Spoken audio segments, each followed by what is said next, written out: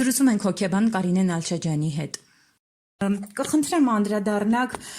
Մերձավանի դպրոցի դեպքին, երբ բոլորը քննարկեցին, քննադատեցին աշակերտներին, որոնք շատ խիստ էին խոսում ուսուցչուհու մասին, հետո պարզվեց, որ ուսուցչուհին հայի ու թուրքի համեմատություն է արել, ասելով, որ թուրքերին ավելի շատ կսիրեր հայի տեսակը իմանալով եւ այլն եւ այլն։ Սա այս թեման լավ քննարկվեց, հիմա արդեն մոռացության մատնվեց, նաեւ չշահարկվեց այն թեման, երբ այլ հանգամանքներ պարզվեցին, որ ուսուցչուհին նաև հոգեկան խնդիրներ է ունեցել։ Կխնդրեմ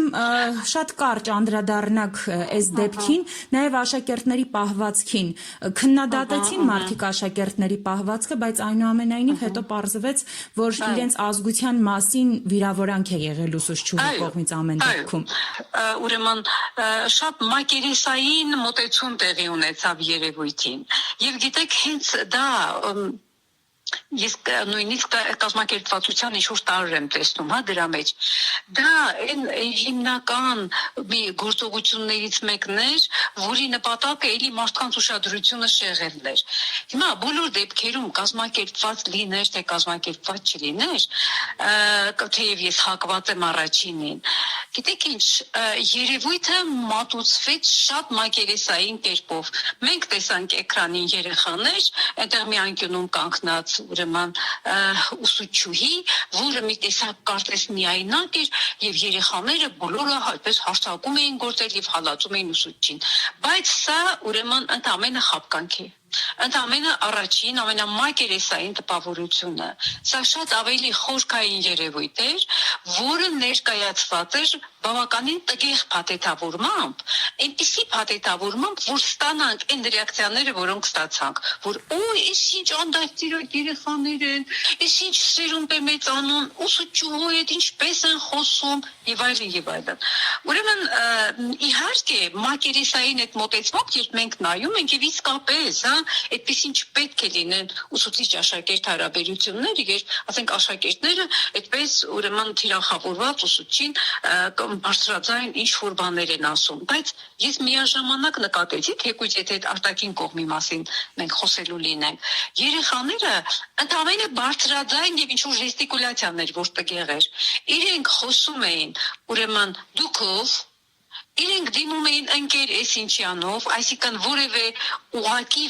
վիրավորական խոսքի արտահայտություն համենայն դեպս իմ տեսած տեսանյութերում ես չտեսա,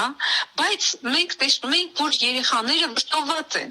Այնտեղ այս մի կողմը բոլորը մի ցակ վշտովված են։ Եվ այնինչ եւ այդ ամբողջ թողուհի մեջ չնկատվեց երեխաների բովանդակային խոսքը։ Այնտեղ երեխաներ կային, ովքեր շատ լուրջ հարցեր էին դնում, շատ լուրջ եւ շատ ներողություն ոչ վիրավորական ձևերով։ Բանից պարզվեց, որ ուսուցչուհին ըստ էության ուրեմն թշնամքի բան է տարածում սեփական ազգի նկատմամբ։ Այն պատմության ուսուցչուհին։ Այսինքն այստեղ վիրավորվել էր երեխաների ազգային արժանապատվությունը եւ ես շատ բարձր եմ գնահատում երեխաների այդ զգացմունքները, որովհետեւ նույնիսկ շատ ինչ ասեմ, շատ լավ է, որ մեր երեխաները հայ տարիքի պատանիները դեռահասները արդեն ազգային արժանապատվության զգացողություն ունեն։ Ես հասկացա, որ որքան հասկացա, այս կողմում կանգնած են նաեւ ծնողներ, չէ, որոնք նույնպես իրենց ազգային արժանապատվությունը վիրավորված էին զգում։ Նաև ինչքան ես հասկացա կոլեկտիվը, ուսուցչական, որի ազգային արժանապատվությունը նույնպես ըստ էության վիրավորված էր։ Հիմա այդ դեպքը ներկայացվում է այսպես ծուռ հայերիների ձևով,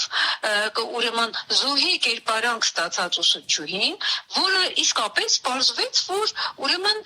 հակահայ քարոզչություն է անում։ Գիտեք, դա շատ վտանգավոր բան է, շատ վտանգավոր։ Մանավանդ այս մեր ուրեմն շրջանում, որտեղ մենք հիմա ապրում ենք, գոյատևում ենք, որտեղ ազգային ինքնությունը առանցել բոլոր կողմերից թիրախավորված է, ուղղակի, անուղղակի, երևացող, չերևացող, եւ այստեղ բարձվում է մեր դպրոցում աշխատում է դպրոցներից մեկում ուսուցչուհի, որը ոչ ավել, ոչ պակաս պրո-ադրբեջանական քարոզչությամբ է զբաղված։ Դուք պատկերացնում եք նույն բանը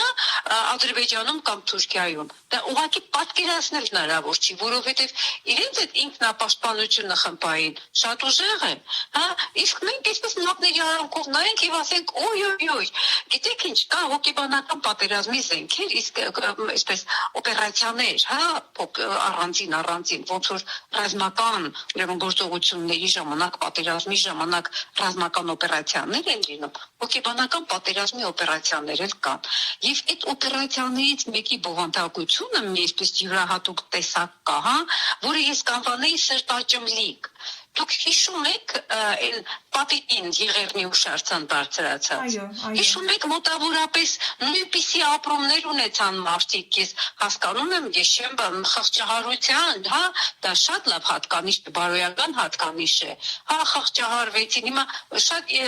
կարելի զուգահեռներ տանել, այստեղ է, շատ մարդիկ խղճահարվեցին, վայ, ոնց կարելի է, տեսեք կին է, տարիներով դպրոցի ուսուցչուհի, բայց հետո ինչ պարզվեց, պապիկը Նիկոլի ոտները լվանում ջուրը խմում էր, էլի այդ աշխի ինչ-որ բաներ էր անում։ Այսինքն դա կազմակերպված հոգեբանական օպերացիա էր։ Այստեղ մենք տեսնում ենք դրա մեկ այլ դրսևորումը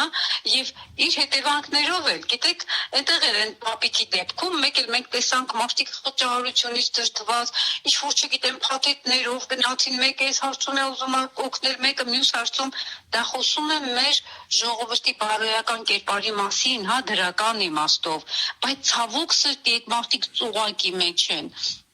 Եվ մանավանդ, եթե այդ կինը արդեն որ հետագիծը պարզվեց,